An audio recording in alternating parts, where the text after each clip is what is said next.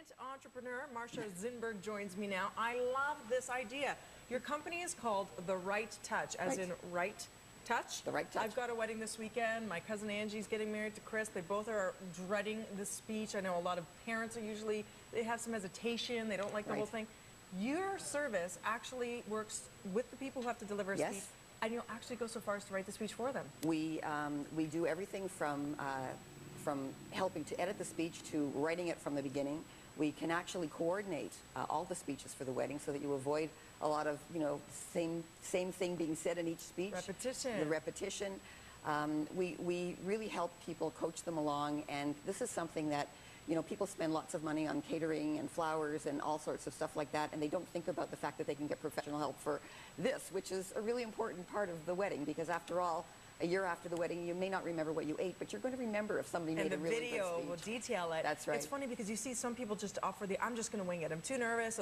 Something will come from my heart. You say, bad idea. Not a good idea. Not a good idea, particularly if you're in the wedding party. If you think you're going to wing it, once you get up there, number one, you probably will be nervous. Number two, you'll probably be emotional. Blank out. And you lose it. So it's really a good idea to prepare, to even just jot down some points ahead of time while you're walking down the street. When you're in the car, jot down some points that you can put together. Stories and anecdotes are great. So if you have to write a speech, I know there's a lot of you out there, 'tis the season, it's wedding season. Here's some hints. First, do not procrastinate. How come? Because people tend to leave this particular thing to the last minute, then they panic. They've not left themselves enough time. They don't know what to do, and they just blow it. Or they'll go to the internet, and you hear the same stuff recited over and over and over.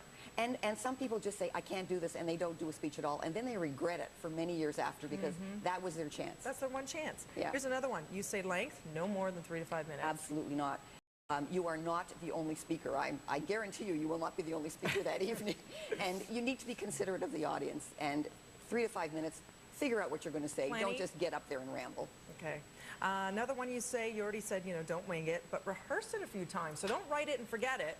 Make sure you understand what you're saying so it comes across more fluid, right?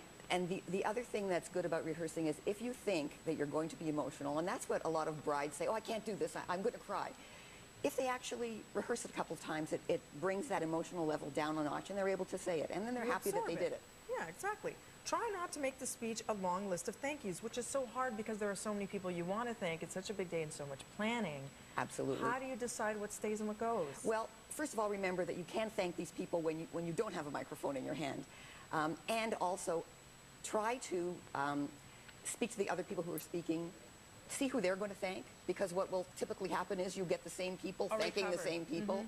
So you don't want to cover that territory. This is so important. Be precise and, say what you have to say, but say more than just thank you. And be inclusive. Remember your new side. Exactly.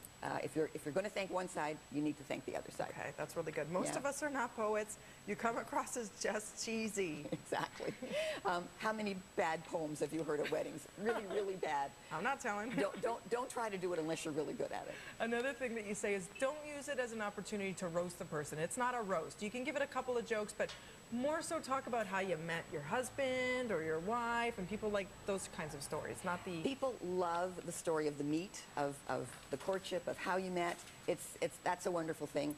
But don't use the fact that you've got a microphone in your hand for an excuse to embarrass people. That's not appropriate. Yeah, definitely. Well, good luck, everybody. Hope that helped you. If not, go to the...